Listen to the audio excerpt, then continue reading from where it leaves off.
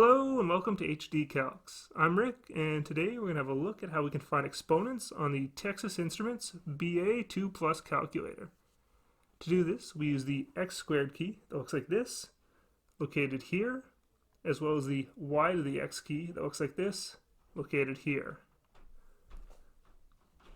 So if we just want to find a number squared, like say 5 squared or 5 to the power of 2, we place the 5 on the screen and hit the x squared key right there, and you see we get a result of 25, which we know is correct.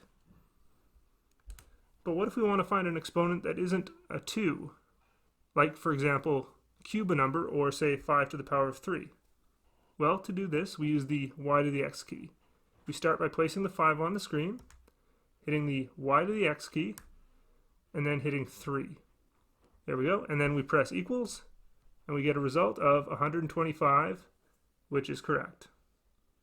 We can also use this to find exponents that are negative, like say 5 to the power of negative 2.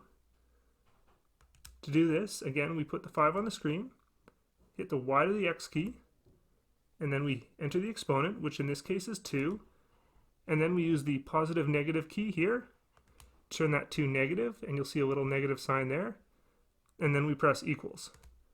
And we get a result of 0.04, which is correct. Alright, I hope this helps, and good luck on those tests out there, everybody.